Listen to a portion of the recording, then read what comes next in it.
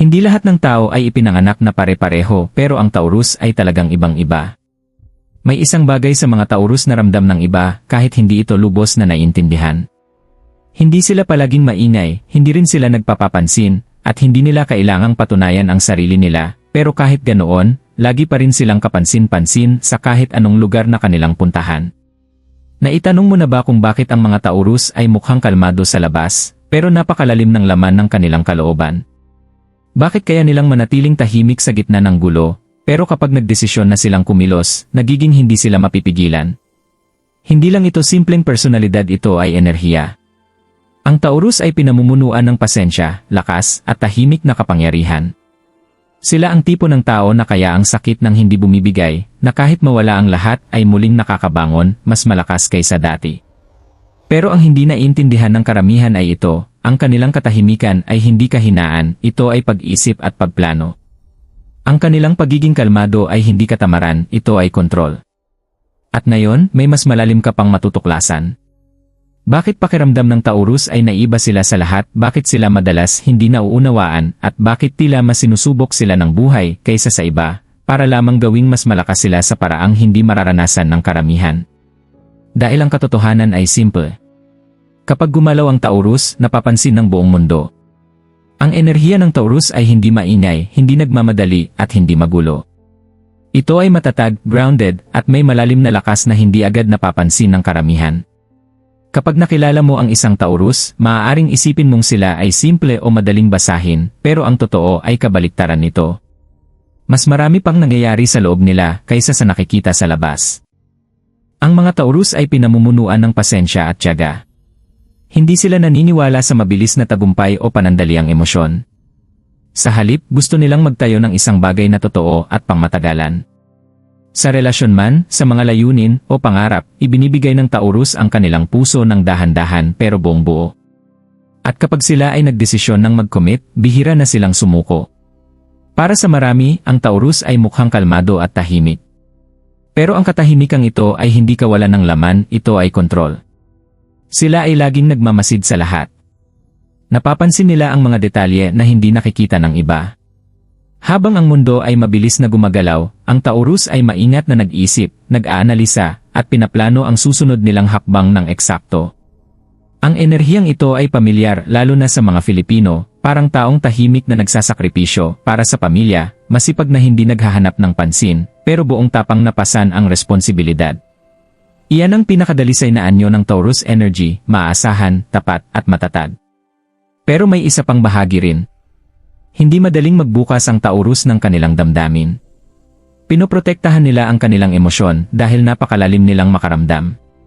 Kapag sila ay nasasaktan, hindi agad ito nakikita, pero nananatili ito sa loob nila ng mas matagal kaysa sa inaakala ng iba. Kaya minsan, napagkakamalan silang malamig o matigas ang ulo. Sa totoo lang, pinoprotektahan lang nila ang kanilang sarili. Ang Taurus energy ay tungkol sa balance, sa pagitan ng lakas at lambot, katahimikan at lalim, pasensya at kapangyarihan. At kapag talagang naunawaan mo ito, maiintindihan mo ang isang mahalagang bagay. Ang Taurus ay hindi lang naiiba.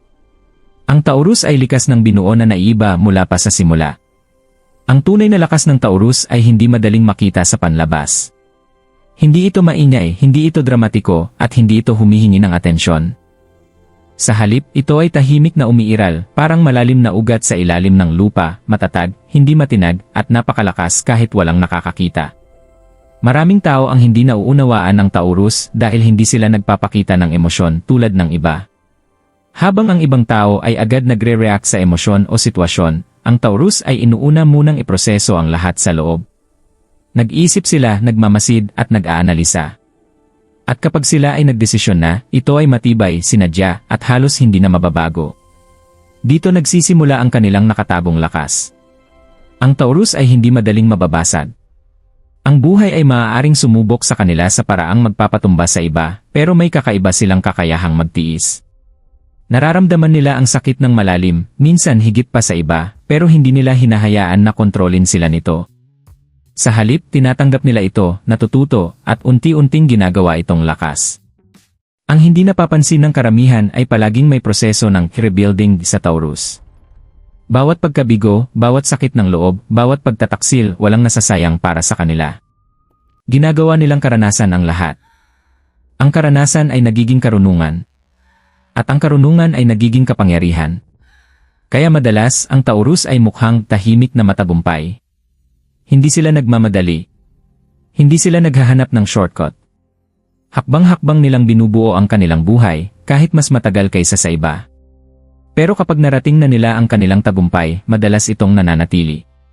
Hindi pansamantala, kundi matatag at pangmatagalan. Isa pang nakatagong lakas ng Taurus ay ang emosyonal na kontrol. Hindi ibig sabihin nito na wala silang nararamdaman. Sa katunayan, mas malalim pa nilang nararamdaman ang lahat, pag-ibig, pagtataksil, katapatan, at disappointment. Pero sa halip na sumabog, kinokontrol nila ito.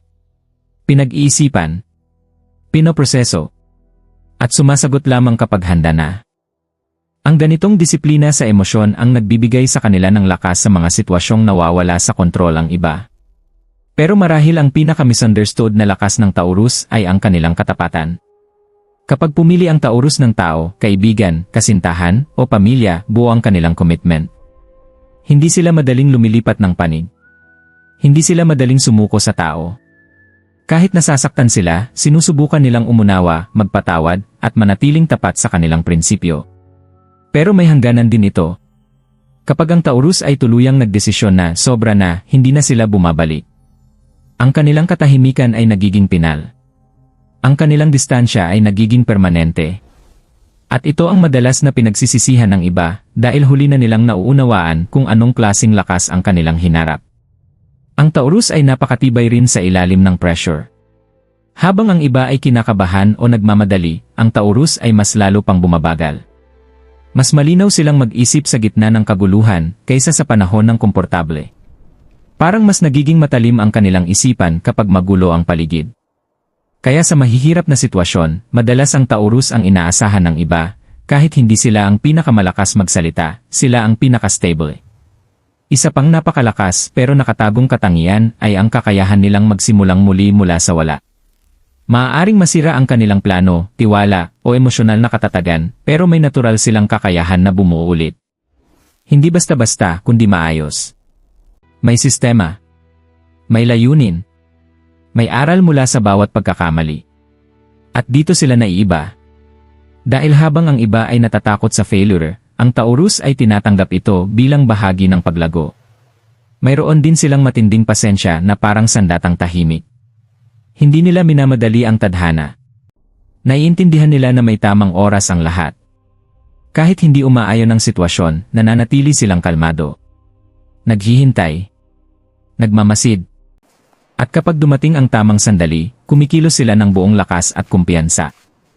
At kapag kumilos na ang Taurus, pagkatapos ng mahabang paghihintay, pag-iisip at paghahanda, karaniwan itong hindi na mapipigilan. Pero ang pinaka-importanteng katotohanan tungkol sa Taurus ay ito, hindi nila kailangang patunayan ang kanilang lakas sa kahit sino. Hindi sila naghahanap ng validation. Hindi sila nabubuhay para sa atensyon. Ang kanilang lakas ay personal, panloob, at malalim na nakaugat sa kung sino talaga sila. Kaya madalas silang minamaliit sa simula.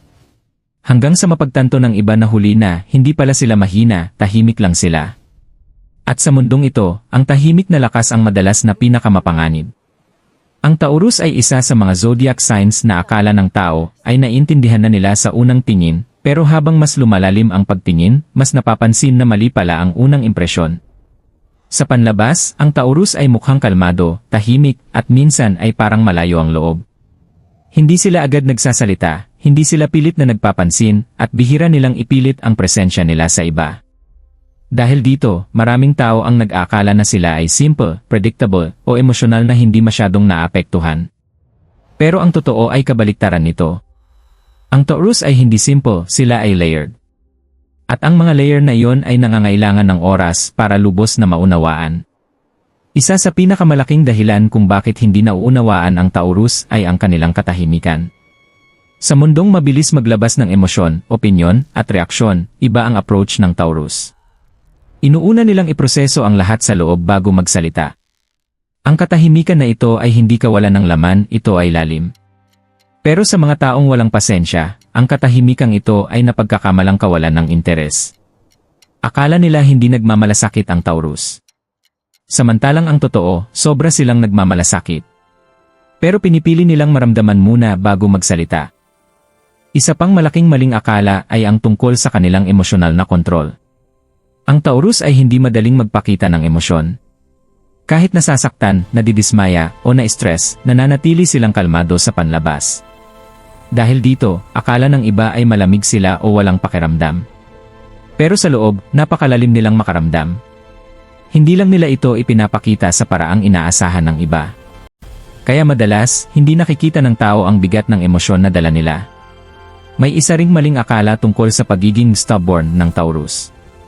Totoo na matatag sila sa kanilang desisyon, pero hindi ito dahil ayaw nilang magbago o matuto.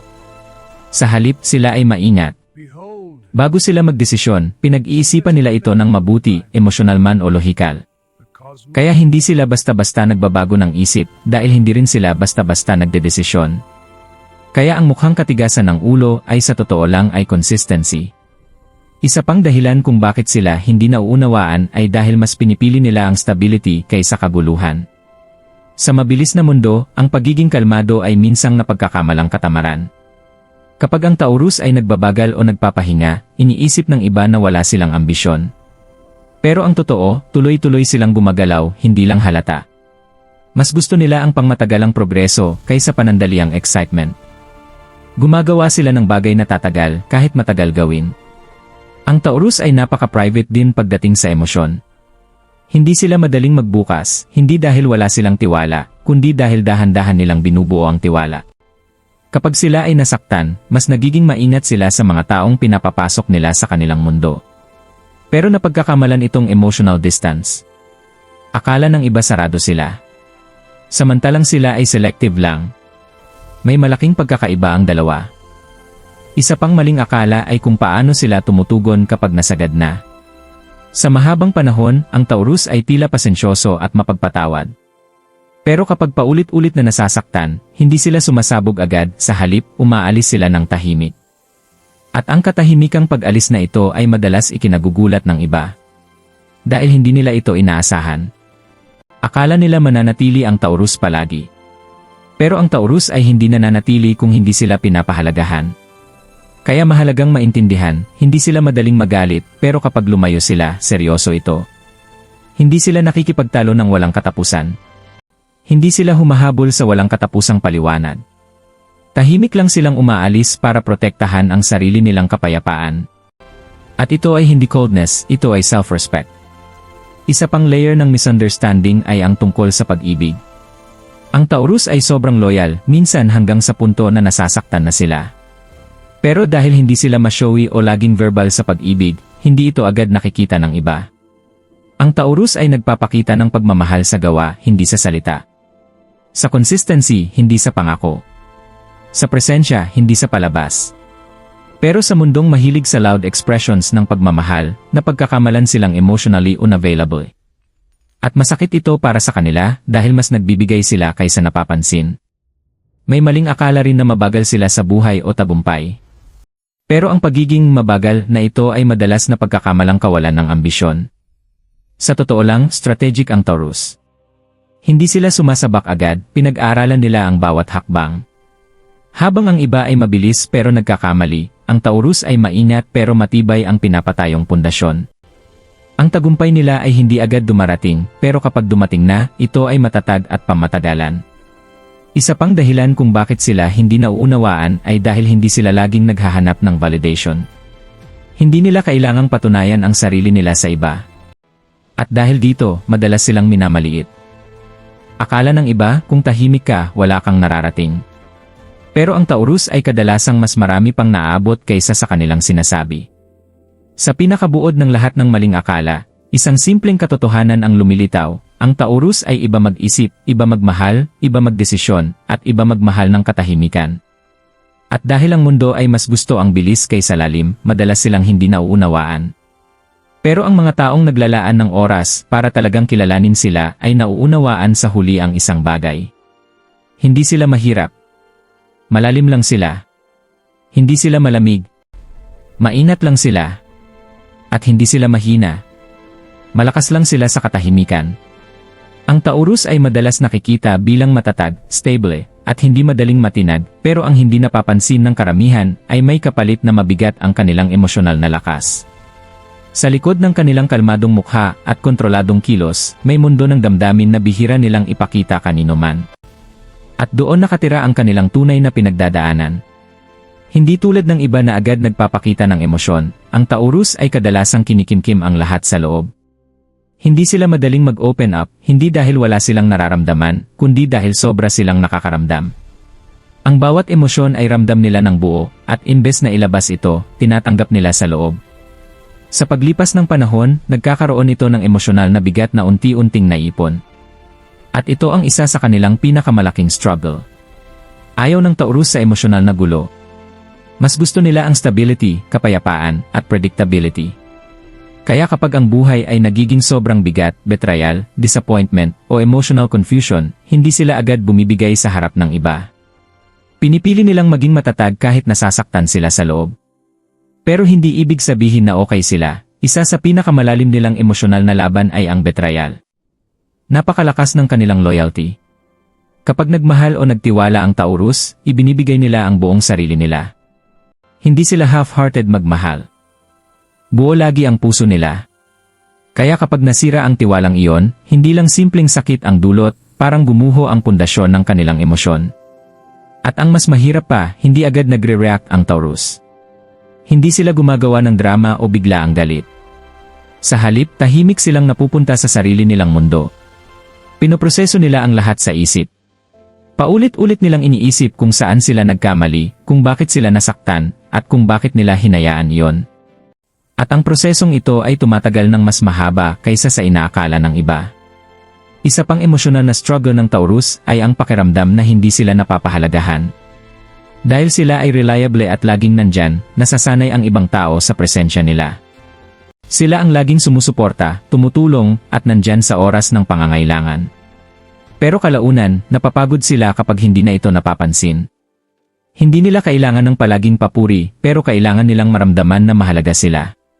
Kapag ang effort nila ay hindi napapansin, unti-unti silang lumalayo, hindi biglaan, kundi tahimik.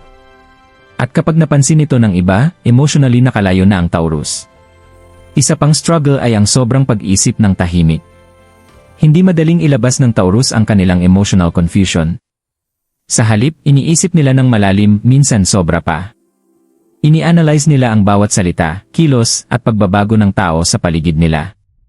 At dahil hindi ito nakikita ng iba, mas mabigat ito sa loob nila. Isa pa ay ang hirap nilang mag-let go. Kapag ang Taurus ay nagmahal o kumapit sa isang bagay o tao, hindi ito madaling bitawan. Kahit alam nilang hindi na ito mabuti para sa kanila, nahihirapan silang i-let go. Hindi ito kahinaan, ito ay lalim ng damdamin. At dahil dito, mas lalo silang nasasaktan. Mayroon din silang struggle sa mga emosyon na hindi nila maipaliwanag. Minsan, nakakaramdam sila ng bigat, kalituhan, o tahimik na lungkot na hindi nila agad maintindihan. Pero sa halip na ipahayag ito, hinahayaan na lang nilang lumipas. Kapag hindi ito agad lumipas, nagiging emotional burden ito sa kanila. Isa pang mahalagang struggle ay ang trust issues pagkatapos masaktan. Kapag ang Taurus ay nasaktan ng malalim, nagiging mas maingat sila. Mas mapanuri, mas tahimik, at mas protective sa kanilang emosyon. Hindi ibig sabihin nito na hindi na sila marunong magmahal, kundi mas pinipili nilang magtiwala ng dahan-dahan. Isa ring hidden struggle ay ang pakiramdam na okay lang sila sa panlabas pero hindi sa loob. Maaaring normal silang gumalaw sa araw-araw pero sa loob nila ay tuloy-tuloy ang pagproseso ng emosyon. At dahil dito, napapagod sila ng tahimik. May isa pang malalim na struggle, ang pakiramdam ng loneliness kahit may mga tao sa paligid. Dahil hindi sila madaling magbukas, hindi lahat ay nakakakita ng tunay nilang damdamin. Kaya kahit may kasama sila, minsan pakiramdam nila mag-isa pa rin sila. Isa ring emosyonal na hamon ay ang self-sacrifice. Madalas inuuna ng Taurus ang iba, lalo na ang mahal nila. Pero kapag lagi nilang kinakalimutan ang sarili nila, napapagod din sila nang hindi nila namamalayan. Isa sa pinakamasakit para sa Taurus ay ang silent heartbreak. Hindi nila ito laging ipinapakita. Hindi sila agad umiiyak sa harap ng iba. Sa halip, tahimik nilang dinadala ang sakit. Paulit-ulit nilang binabalikan ang alaala. Tahimik nilang iniintindi ang pagkawala. At lahat ito ay nangyayari sa loob. Pero kahit sa kabila ng lahat ng ito, hindi madaling bumagsak ang Taurus. Iyan ang paradox nila, malalim silang nasasaktan, pero mas malalim ang kanilang pagtitiis. Tahimik silang nababasad, pero tahimik din silang bumabangon. Hindi sila humihingi ng awa. Hindi sila naghahanap ng atensyon. Tahimik lang nilang dinadala ang lahat at nagpapatuloy. Pero mahalagang maintindihan ito. Ang Taurus ay hindi emosyonal na mahina. Sila ay emosyonal na napakalalim. At ang lalim na hindi inilalabas ay nagmumukhang katahimikan. Doon nakatira ang kanilang struggles. Pero doon din nagsisimula ang kanilang lakas. Dahil kahit anong sakit, kahit anong bigat, kahit anong mawala sa kanila, ang Taurus ay laging nakakahanap ng paraan para bumangon muli. Hindi maingay. Hindi dramatiko. Kundi matatag at tuloy-tuloy. At iyan ang dahilan kung bakit ang kanilang emosyonal na paglalakbay ay isa sa pinakamakapangyarihan at pinakamaling naintindihan sa lahat. Ang bawat Taurus ay dumarating sa isang punto ng buhay kung saan ang lahat ng kanilang paniniwala tungkol sa pasensya, katapatan, at pagtitiis ay sinusubok sa pinakamalalim na paraan. Hindi ito maingay na sandali. Hindi ito dumarating na may babala o dramatikong senyales. Sa halip, dumarating ito ng tahimik, parang unti-unting pagbabago ng enerhiya na dahan-dahang binabago ang paraan ng pagtingin nila sa lahat. Ito ang turning point. Para sa Taurus, ang buhay ay kadalasang tungkol sa dahan-dahang pagbuo, malalim na pagtitiwala, at matibay na paghawak. Naniniwala sila na ang consistency ang laging panalo sa huli. Naniniwala sila na kung mananatili silang tapat, matatag, at magpapatuloy sa pagbibigay ng kanilang best, ang buhay ay magbibigay rin ng kapalit. At kadalasan, ang paniniwalang iyon ang nagdadala sa kanila sa mahihirap na sitwasyon. Pero darating ang sandali na may nagbabago. May sitwasyong dumarating na hindi tumutugon sa kanilang pasensya. Isang relasyon na hindi nirerespeto ang kanilang katapatan. Isang pangarap na hindi umuusad kahit gaano pa kalaki ang effort. O isang betrayal na sobrang lalim na yumanig sa pundasyon ng kanilang tiwala. At sa sandaling iyon, nagsisimulang magbago ang pananaw ng Taurus. Sa simula, hindi sila agad nagre-react. Hindi iyon ang kanilang ugali. Nagmamasid sila. Nag-aanalisa. Sinusubukang intindihin ang nangyayari. Paulit-ulit nilang binabalikan ang sitwasyon sa isip. Naghahanap ng dahilan, lohika, o closure. Tinutulungan nila ang sarili nilang sagutin ang mga tanong na dati hindi nila itinatanong. Sobra ba akong naging pasensyoso? Masyado ba akong nagbigay? Hindi ko ba napansin ang mga senyales? Dito nagsisimula ang pagbabago. Dahil ang Taurus ay hindi nagbabago dahil sa biglaang emosyon, nagbabago sila dahil sa realization. Ang turning point ay hindi pagsabog. Ito ay dahan-dahang paggising. Ito ang sandali kung kailan nauunawaan nila na hindi lahat ng bagay sa buhay ay tumutugon sa katapatan. Hindi lahat ng tao ay nagpapahalaga sa consistency. Hindi lahat ng effort ay may appreciation. At hindi lahat ng katahimikan ay nauunawaan ng tama. Masakit ang realization na ito. Pero makapangyarihan din. Dahil kapag naunawaan ito ng Taurus, unti-unting nagbabago ang kanilang enerhiya. Nagiging mas maingat sila sa pakikitungo sa tao, sitwasyon, at pati sa sariling emosyon. Hindi na sila basta-basta nagbibigay. Hindi na sila agad nagtitiwala. Mas nagmamasid na sila ng mas maingat. At higit sa lahat, mas pinipili na nila ang sarili nila. Dito nagsisimula ang transformation. Isa sa pinakamahalagang pagbabago ay ang emotional awareness. Nagsisimula nilang makita ang mga pattern na dati hindi nila pinapansin. Nakikita nila kung sino talaga ang nagpapahalaga sa kanila at kung sino ang ginagamit lang ang kanilang presensya. Nakikita nila ang pagkakaiba ng tunay na loyalty at pansamantalang atensyon. At kapag nakita nila ito, hindi na nila ito mawawala sa isip nila. Nagiging malinaw ang lahat. Dahil ang Taurus ay hindi nakakalimot ng katotohanan kapag ito ay naunawaan na nila. Ginagamit nila ito bilang gabay sa kanilang susunod na hakbang. Isa pang malaking pagbabago ay ang emotional boundaries. Dati, nagbibigay sila ng walang limitasyon. Pero pagkatapos ng turning point, natutunan nila ang balanse. Nagsisimula silang protektahan ang kanilang emotional energy. Hindi na sila masyadong nagpapaliwanag. Hindi na sila humahabol sa mga taong hindi tumutugon sa kanilang effort. Hindi ito pagiging malamig, ito ay pagiging aware. Ang awareness ang nagbabago sa lahat para sa Taurus. Hindi nito pinapahina ang kanilang pagmamahal, kundi pinapalinaw ito. Hindi nito binabawasan ang kanilang katapatan, kundi pinapalinaw kung kanino ito ibinibigay. At ito ang madalas hindi nauunawaan ng iba. Ang dating Taurus ay parang lumalayo. Pero ang totoo, sila ay lumalago. Hindi na sila inosente sa emosyon, sila ay experienced na. At ang experience ay nagbabago ng pananaw. Isa pang mahalagang bahagi ng turning point ay ang self-respect. Nare-realize ng Taurus na ang pasensya na walang appreciation ay nagiging suffering.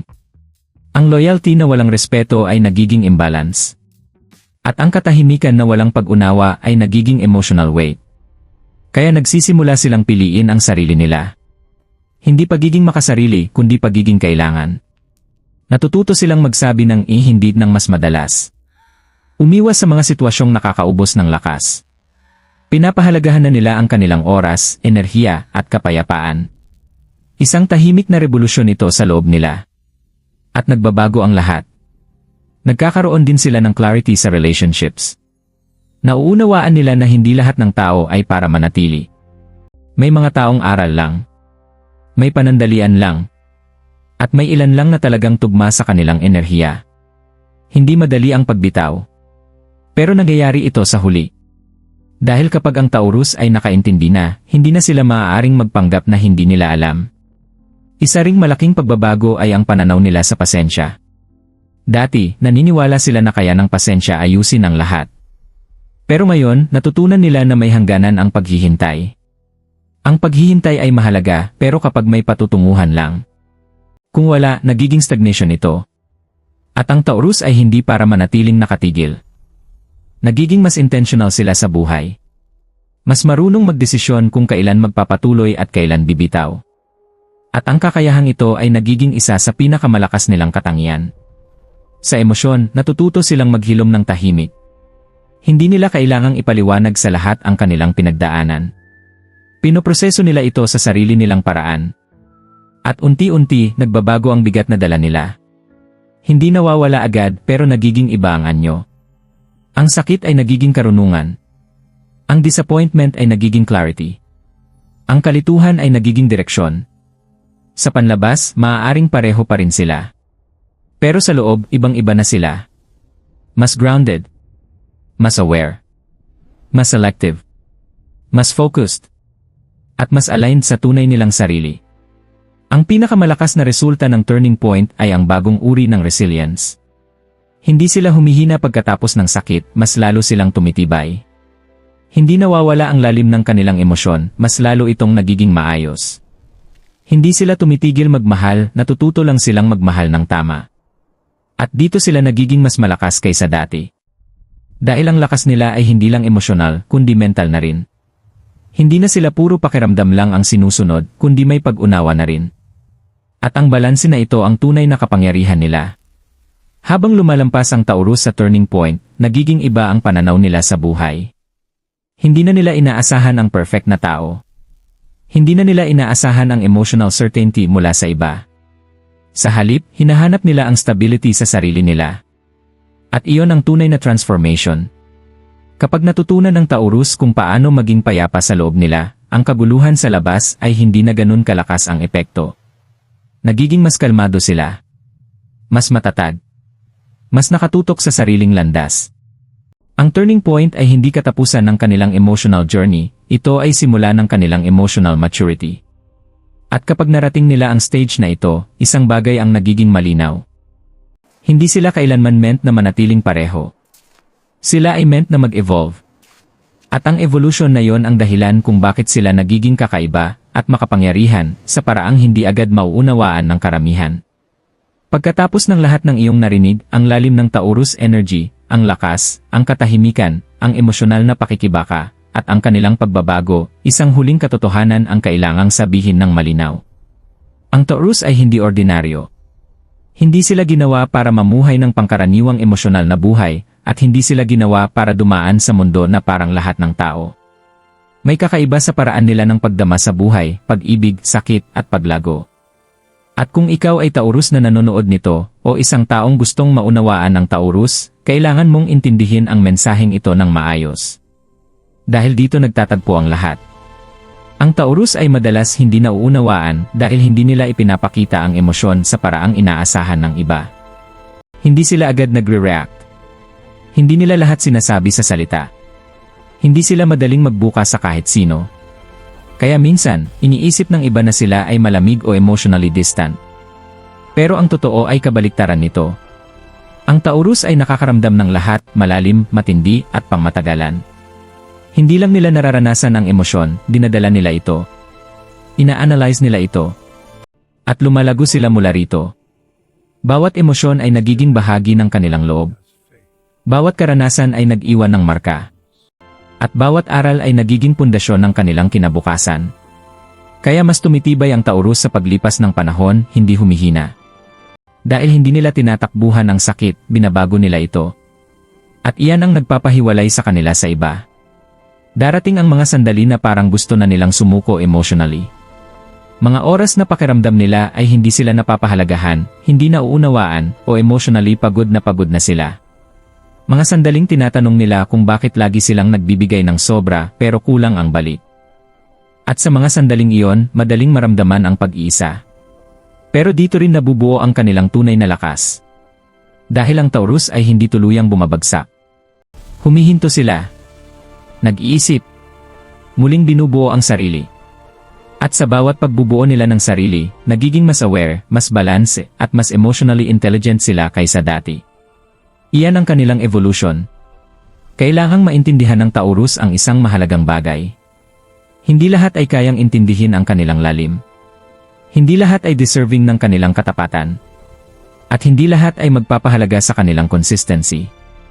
Pero hindi ibig sabihin nito na kahinaan ang kanilang mga katangian. Ibig sabihin nito ay rare sila. At ang mga rare na bagay ay hindi agad naiintindihan. Minsan, saka lang sila napapahalagahan kapag nawala na.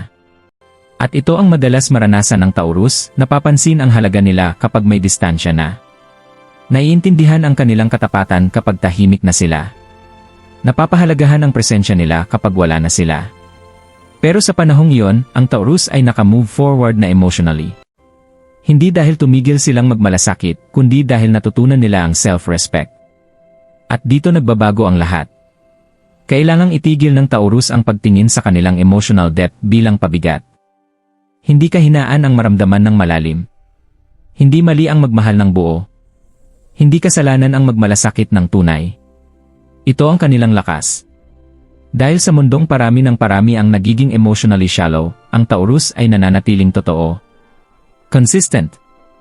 Grounded sa mga values na madalas nakakalimutan ng iba. At iyan ay bihira. Pero kasabay ng lalim na iyon ay responsibilidad ang protektahan ang kanilang sarili. Kailangang matutunan ng Taurus na hindi lahat ng tao ay dapat paglaanan ng buong emosyon. Hindi lahat ng pasensya ay nauwi sa pag-unawa. At hindi lahat ng katapatan ay nasusuklian. Kaya kailangan nilang pumili ng tama. Kailangan nilang protektahan ang kanilang kapayapaan. Kailangan nilang pahalagahan ang kanilang emosyon tulad ng pagpapahalaga nila sa iba. Dahil kapag natutunan ng Taurus ang balanse, nagbabago ang lahat. Nagiging mas healthy ang relasyon nila. Nagiging mas kalmado ang isip nila. Nagiging mas malinaw ang mga desisyon nila. At nagiging mas stable ang buhay nila. Hindi dahil nagbago ang mundo, kundi dahil nagbago ang paraan nila ng pakikitungo dito. At iyan ang tunay na kapangyarihan. Isa pang mahalagang katotohanan, iba ang kanilang timing. Hindi sila dapat magmadali. Hindi sila dapat makipaghabulan sa mabilis na enerhiya ng iba. Hindi nila dapat ikumpara ang kanilang journey sa iba. Ang Taurus ay mabagal pero malalim. At ang kanilang tahimik na pagbuo ay kadalasang mas matibay kaysa sa mabilis na tagumpay ng iba. Kaya kung minsan pakiramdam mo ay mabagal ang buhay mo, hindi ito failure. Ito ay foundation building. At ang foundation ay nangangailangan ng oras. Pero kapag natapos ito, hindi ito madaling gumuho. Kailangang tandaan ng Taurus na ang sakit ay hindi kaaway. Ito ay guro. Bawat heartbreak, bawat disappointment, bawat misunderstanding, lahat ito ay aral. At sa lahat ng ito, hinuhubog ang kanilang pagkatao. Kaya kahit sa mahihirap na sandali, huwag mawalan ng tiwala sa iyong journey. Dahil lahat ng pinagdadaanan mo ay humuhubog sa mas malakas mong bersyon. At kahit pakiramdam mo ay hindi ka naintindihan, tandaan ito. Ang hindi agad nauunawaan ay hindi nangangahulugang mali. Minsan, ibig sabihin lang nito ay mas malalim ka kaysa sa nakikita ng iba. Ang Taurus ay may emosyonal na katotohanan na hindi agad nakikita ng lahat. Pero sa paglipas ng panahon, naiintindihan ng iba ang halaga ng kanilang katapatan, consistency, at tahimik na lakas. At kapag nangyari yon, napakalakas nito. Pero hindi dapat umasa ang Taurus sa validation na yon. Dapat nilang itayo ang buhay nila base sa sariling pag-unawa ng kanilang halaga. Dahil ang kanilang worth ay hindi nakasalalay sa opinyon ng iba. Nakasalalay ito sa katotohanan. At ang katotohanan ay simple. Ang Taurus ay malakas. Hindi maingay. Hindi dramatiko. Pero malalim, matatag at pamatagalan. Kaya ang huling mensahe ay ito. Itigil ang pagdududa sa iyong lalim. Itigil ang pagtanong sa iyong katahimikan. Itigil ang pagmamaliit sa iyong emosyonal na lakas. Hindi ka nahuhuli, gumagawa ka ng matibay na pundasyon. Hindi ka mabagal, maingat ka. Hindi ka masyadong emosyonal, totoo ka. At sa mundong puno ng ingay, ang pagiging totoo ang pinakamalakas na bagay na maaari mong maging. Kaya magtiwala sa iyong proseso. Magtiwala sa iyong timing. At higit sa lahat, magtiwala sa iyong sarili. Dahil sa huli, ang Taurus ay laging bumabangon. Hindi dahil madali ang buhay para sa kanila, kundi dahil sila ay ginawa para makaligtas sa mga bagay na hindi kayang dalhin ng iba. Habang nararating natin ang dulo ng mensaheng ito tungkol sa Taurus, may isang bagay kang dapat tandaan ng malalim, hindi lang bilang impormasyon, kundi bilang katotohanang konektado sa totoong buhay. Ang Taurus ay hindi kailanman nilalayong maintindihan ng mabilis. Ang kanilang enerhiya ay hindi maingay, hindi minamadali, at hindi madaling basahin mula sa labas. Ngunit iyon mismo ang dahilan kung bakit sila makapangyarihan. Habang mabilis ang takbo ng mundo, ang Taurus ay kumikilos ng may layunin.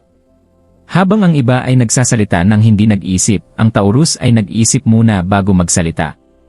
At habang maraming tao ang naghahabol ng atensyon, ang Taurus ay bumubuo ng mas mahalagang bagay, katatagan. At baka ngayon ay may naintindihan ka na mahalaga. Ang Taurus ay hindi mahirap. Sila ay malalim. Hindi sila malamig.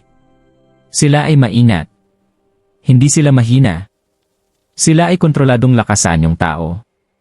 Ngunit kahit ang ganitong lakas ay nangangailangan ng pag-unawa. Dahil ang Taurus ay nakakaramdam din ng sakit, malalim, tahimik, at madalas mag-isa. Dumaraan sila sa mga emosyonal na laban na hindi nakikita ng karamihan. Dinadala nila ang mga responsibilidad ng walang reklamo. Nanatili silang tapat kahit hindi sila ganoon ang natatanggap pabalik. At nagpapatuloy sila kahit paulit-ulit silang sinusubok ng buhay. Ngunit ito ang huling katotohanan. Lahat ng pinagdadaanan ng Taurus ay humuhubog sa kanila tungo sa mas mataas na antas. Bawat hindi pagkakaunawaan ay nagtuturo ng kamalayan. Bawat sakit ng puso ay nagtuturo ng hangganan. Bawat katahimikan ay nagtuturo ng respeto sa sarili. At bawat hamon ay nagtuturo ng lakas. Hindi sila nasisira. Sila ay nagiging mas matatag. At darating ang araw na ang lahat ng kanilang tahimik na pagdurusa ay magiging lakas na hindi maaaring baliwalain ng sinuman. Kaya kung ikaw ay isang Taurus na nanonood ngayon, unawain mo ito ng malinaw. Hindi ka nahuli sa buhay. Hindi ka mabagal. Hindi ka nakalimutan. Ikaw ay inihahanda. At lahat ng hindi natuloy ay hindi pagkawala, ito ay proteksyon, pag-iwas sa maling landas, at paghahanda para sa mas mabuti. Itigil mo ang paghahambing ng iyong sarili sa iba. Dahil ang iyong landas ay hindi dinisenyo para maging mabilis, kundi para maging pamatagalan. At ang mga bagay na tumatagal ay laging nangangailangan ng oras. Ngayon bago matapos ang video na ito, gawing paalala ito. Huwag mong mawala ang iyong emosyonal na lalim dahil lang hindi ito palaging nauunawaan ng mundo. Huwag mong baguhin ang iyong katapatan dahil lang ang iba ay hindi naging tapat. At huwag mong isara ng tuluyan ang iyong puso dahil nasaktan ka. Sa halip, matutong magbalanse. Protektahan ang iyong enerhiya. Piliin ang iyong kapayapaan. At magtiwala sa iyong paglago. Dahil ang Taurus energy ay hindi lang tungkol sa pag-survive sa buhay. Ito ay tungkol sa pagbuo ng buhay na hindi madaling masira. At dahan-dahan, tahimik, ngunit makapangyarihan. Ginagawa mo na mismo iyon. Agar ang mensaheng ito ay nakarelate sa iyo kung naramdaman mo kahit isang bahagi nito na konektado sa iyong buhay o emosyon. Hindi lang ito simpleng video para sa iyo, isa itong paalala sa iyong journey. Mag-comment sa ibaba, ID Taurus, kung ikaw ay Taurus, o sabihin kung aling bahagi ng mensahe ang pinakanaramdaman mo. I like ang video na ito kung gusto mo pa ng mas malalim na zodiac at spiritual messages na ganito. Mag-subscribe sa channel dahil may darating pang mas makapangyarihang insights, hidden truths, at emotional zodiac readings. At tandaan, hindi lahat ay maintindihan ang iyong lalim. Pero ang tamang tao ay laging mararamdaman ito. Kita tayo sa susunod na mensahe.